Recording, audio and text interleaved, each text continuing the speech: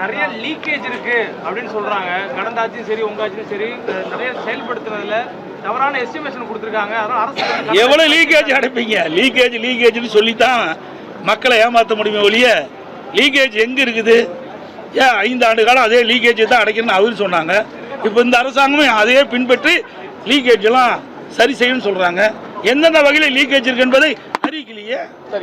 அறிவிக்க வேணும்ல. இன்றைக்கு ஆண்டாண்டு காலமா அதே அதிகாரி தான் இருக்கிறாங்க. ஏன் அது அதிகாரிகளுக்கு எந்தெந்த இடத்துல எந்தெந்த துறையில் எந்தெந்த வருமானத்தில் எந்தெந்த வரி வருவாயில் லீக்கேஜ் இருக்குன்னு தெரிவிக்க வேணும்ல. அப்போ லீக்கேஜ் இருந்ததால எவ்வளவு லீக்கேஜ் இருக்குது, அதுக்கு எவ்வளோ வருவாய் வரும், அதுக்கு எப்படி திட்டத்தில் திட்டம்னு செயல்பட முடியும்? ஒன்றுமே சொல்லாத அவர் பாட்டு அறிவிச்சுட்டு போயிட்டாங்க. தமிழக அரசோட இல்லை தமிழ்நாட்டோட உரிமைகள் விட்டு கொடுக்கப்பட மாட்டாது அப்படின்னு சொல்லிட்டு அவர் சொல்லியிருக்காரு. விட்டு கொடுக்க மாட்டாது என்று சொல்றாரு. வாயில சொல்லி என்ன பண்றது? அனைத்து இந்திய அண்ணா திராவிட முன்னேற்ற கழக அரசு இருக்கின்ற பொழுது இதற்காக எவ்வளவு நடவடிக்கை எடுத்தோம் நல்லா நினைச்சு பாருங்க. அம்மா இன்றைக்கு காவிரி நதிநீரை பிரிச்சதுக்கு 4 நாட்கள் உண்ணாவிரதம் இருந்தாங்க. இன்றைக்கு உச்சநீதிமன்றம் அளித்த தீர்ப்பை நடைமுறைப்படுத்த வேண்டும் என்று சொல்லி அனைத்து இந்திய அண்ணா திராவிட முன்னேற்ற கழக அரசு இருக்கின்ற பொழுது, அம்மா அரசு இருக்கின்ற பொழுது இன்றைக்கு உச்சநீதிமன்ற தீர்ப்பை நடைமுறைப்படுத்த காலதாமம் செஞ்சது மத்திய அரசு. அப்போ நாங்கள் மத்திய அரசு பாரதிய ஜனதா அரசோட கூட்டணி இருந்தோம். அந்த காலகட்டத்தில் கூட கூட்டணியெல்லாம் பார்க்கல. மக்களுடைய நலன் சார்ந்த பிரச்சனை, தமிழ்நாட்டு விவசாயியுடைய நலன் சார்ந்தது, தமிழ் மக்களுடைய நலன் சார்ந்த பிரச்சனை என்ற காரணத்திற்காக 22 நாட்கள் உச்சநீதிமன்ற தீர்ப்பை நடைமுறைப்படுத்த வேண்டும் என்று நாடாளுமன்றத்தையே முடக்கணுங்க.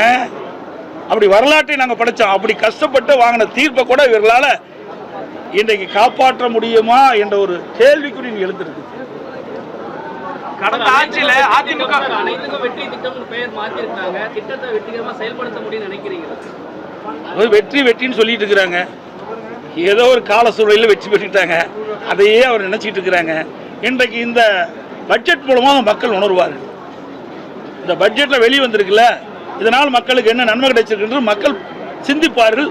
சிந்தித்த பிறகு அடுத்த தேர்தலில் உரிய முடிவு எடுப்பார். அரசுகள் அதிமுகவும் திமுகவும் அதிக கடன் சுமையை மாநிலத்தின் மீது ஏற்படுத்திட்டாங்க. அதனால பெரிய திட்டங்களை உடனடியாக செயல்படுத்த முடியல. நிதி ஆதாரத்தை வலுப்படுத்திட்டு தான் செயல்படுத்தணும்னு சொல்றாங்க. எங்க நிதி ஆதாரத்தை தள்ளுபடி? நீங்க தான் 1,27,000 கோடி நீங்க இருக்குன்னு சொல்லிக்கிறீங்க. நிதி பற்றாக்குறை 56 இருக்குன்னு சொல்றீங்க. எப்படி இதெல்லாம் சரி பண்ணுவீங்க? அண்ணா திமுக ஆட்சியில் ஒன்றும் கடன் அதிகமாகலையே.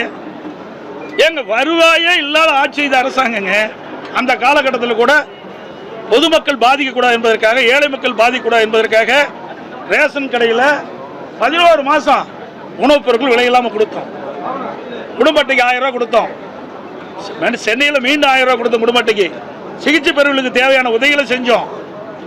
அதோட கொரோனா காலத்தில் அந்த மருத்துவ மனையில் இருக்கிற கட்டமைப்பெல்லாம் சீர் பண்ணோம்.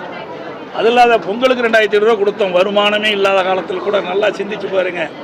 அதோட ஒரே ஆண்டில் 11 அரசு மருத்துவக் கல்லூரி கொண்டு வந்தோம். 68 கலை மற்றும் அறிவியல் கல்லூரி, 21 பாலிடெக்னிக் கல்லூரி, 4 பொறியியல் கல்லூரி, 4 வேளாண்மை கல்லூரி 10 ஆண்டில் கொண்டு வந்து அவ்வளவு சாதனை படிச்சிருக்கிறேங்க. கடந்த கால ஆட்சியில் என்ன செஞ்சாங்க?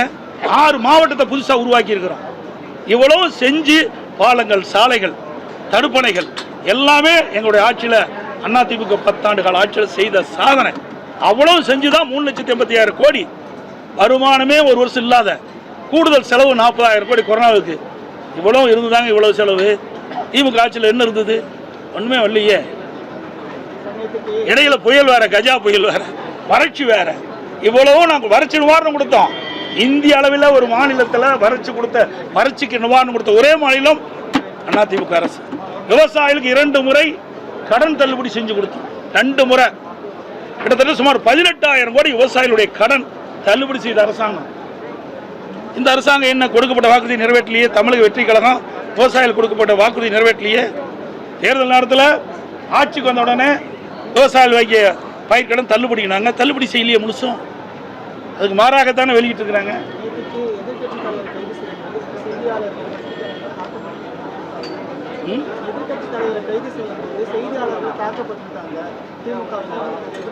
செய்தியாளர்களை தாக்கப்பட்டது உண்மையாக கண்டிக்கத்தக்கது. அதில் எந்த மாற்று கருத்தும் கிடையாது. ஆனால் அது எந்த சூழ்நிலையில் எப்படி ஆனதுன்னு எங்களுக்கு தெரியல. நீங்கள் கேட்ட கேள்வி எனக்கு முழுமையாக தெரியல. தெரிஞ்சால் நான் முழுமையான பதில். சார், ஓவராலாக இந்த பட்ஜெட்டுக்கு எவ்வளோ சார் மார்க் கொடுப்பீங்க? ஓவராலாக கொடுக்கணும்னா 0 கொடுக்கலாம். அவ்வளோதான் கொடுக்க முடியும். இதில் என்ன இருக்குது பட்ஜெட்டில்? நீங்கள் அத்தனை நிறுவனங்களுக்கும் தெரியும். இங்கே இருக்கிற பத்திரிகையாளர் ஊடகங்கள் அத்தனை பேருக்கு தெரியும். ஒவ்வொரு பட்ஜெட்டும் போதும் நாங்கள் வந்து பேட்டி கொடுக்குறோம்.